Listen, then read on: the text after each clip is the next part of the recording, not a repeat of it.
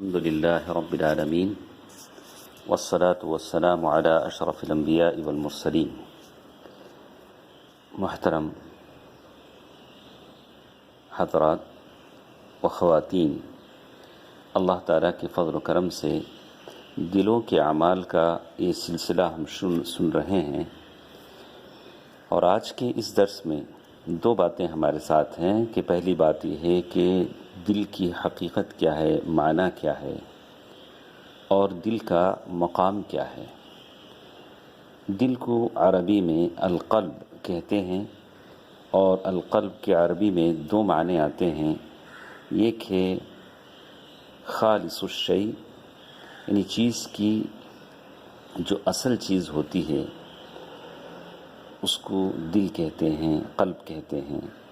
اور دوسرا معنی ہے ایک چیز کو دوسری چیز پر لوٹانے کو بھی دل کہتے ہیں۔ اللہ کے نبی صلی اللہ علیہ وسلم بکثرت دعا فرمایا کرتے تھے۔ ترمذی کی روایت ہے، یا مقلب القلوب ثبت قلبی علی دینک، اے دلوں کے پھیرنے والے میرے دل کو تیرے دین پر جمائے رکھ۔ اور اللہ کے نبی صلی اللہ علیہ وسلم جیسے حضرت انس کی روایت ہے، فرمایا کرتے تھے کہ دل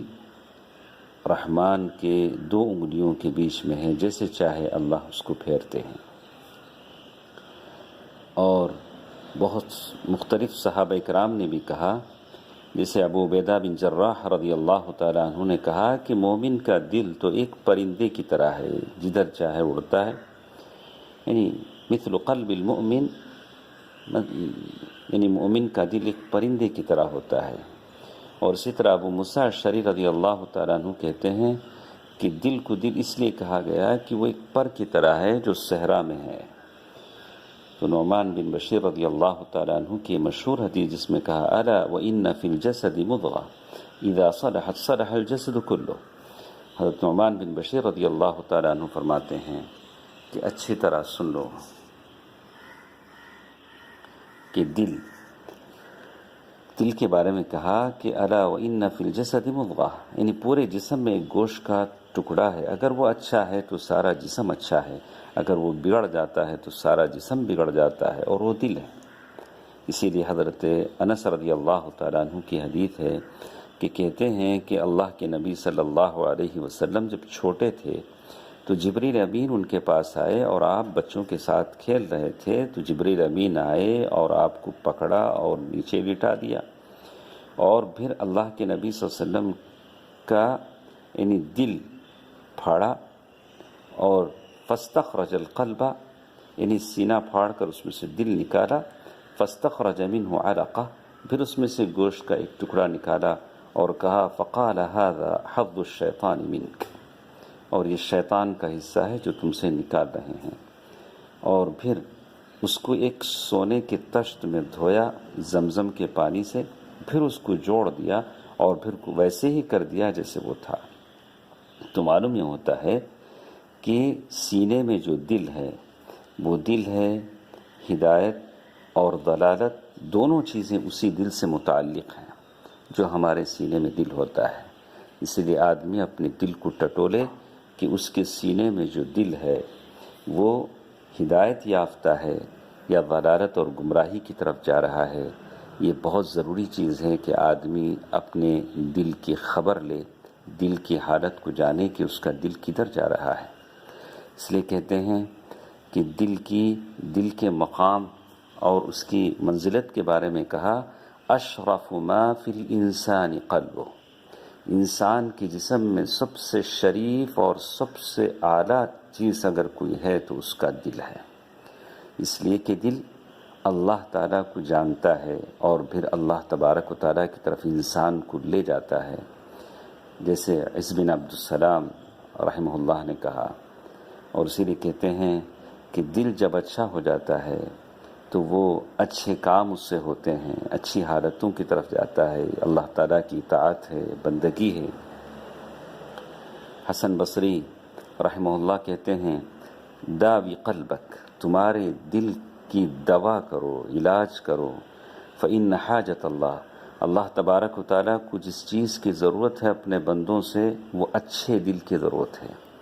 جب دل اچھا ہوتا ہے تو اعمال اچھے ہو جاتے ہیں، اور دل بگڑتا ہے تو اعمال بگڑ جاتے ہیں۔ امام الحرمین الجوینی وفیات الاعیان میں کہتے ہیں کہ ان کی ماں کو ان کے ابا نے نصیحت کی تھی کہ امام الحرمین الجوینی کو کسی عورت اور دوسری عورت کا دودھ نہ پلایا جائے۔ یعنی امام الحرمین الجوینی کہتے ہیں کہ میرے ابا نے میری امی کو نصیحت کی جب میں چھوٹا تھا، دودھ پیتا تھا، کہ کسی اور عورت کا دودھ مجھے نہ پلایا جائے۔ لیکن اچانک ایسا ہوا کہ ایک دن ایک عورت آئی، اس نے مجھے اپنا دودھ پلا دیا۔ فوراً اپنے ابا نے دیکھا تو فوراً اس سے اپنی ماں سے اس عورت کو، بچے کو لیا، اور اس نے اپنی ماں سے کہا کہ اس عورت سے اس بچے کو لے لے، اور پھر میرے منہ میں حلق میں، جیسے میری ماں کہتی ہیں کہ حلق میں انگلی ڈالی، اور پھر میرے پیٹ کو دبایا، اور اس عورت کا مجھے پلایا ہوا دودھ میرے پیٹ سے نکل گیا۔ اور جب بھی اس کے بعد کی زندگی میں امام الحرمین الجوینی کو جب بھی کسی درس میں یا کسی اور چیز میں کسی کمی اور فتور کا احساس ہوتا تو کہتے کہ یہ اسی عورت کے دودھ کا اثر ہے جس نے مجھے دودھ پلایا تھا کچھ دیر کے لیے۔ تو معلوم یہ ہوتا ہے کہ یہ حالات ہیں جو انسان کے دل پر ہوتے ہیں، حرام کھانے سے یا کسی ایسی چیز سے جو صحیح طور سے، صحیح طریقے سے حاصل نہ کی گئی ہو، ان تمام کا اثر دل پر ہوتا ہے۔ آدمی غلط دیکھتا ہے، دل پر اثر ہوتا ہے، اور کوئی غلط کھاتا ہے تو اس کا دل پر اثر ہوتا ہے۔ تو آدمی کو اس سے احتیاط کرنا چاہیے۔ اور اسی طرح حسن بصری رحمہ اللہ کہتے ہیں کہ آدمی کتنی چیز میں کسی بھی چیز میں مصروف ہو، لیکن ہمیشہ اپنی دل کی خبر لینی چاہیے، اور آدمی کا دل جب اچھا ہو جاتا ہے، اعمال اچھے ہو جاتے ہیں۔ اللہ کے نبی صلی اللہ علیہ وسلم کے ساتھ بہت سارے لوگ تھے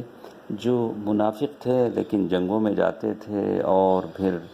اللہ کے نبی صلی اللہ علیہ وسلم کے بہت سارے معاملات میں پیسہ بھی خرچ کرتے تھے، لیکن ان کا دل ٹھیک نہیں تھا، تو ان کے اعمال نے ان کو کام نہیں دیا۔ کچھ باتیں انشاءاللہ اگلی مجلسوں میں ہمارے ساتھ آئیں گی۔ تو یہ چند باتیں تھیں دل کے معنی اور اس کی حقیقت اور اس کے رتبے کے تعلق سے۔ اللہ تعالیٰ مجھے اور آپ کو عمل کی توفیق دے، آمین۔ السلام علیکم ورحمۃ اللہ وبرکاتہ۔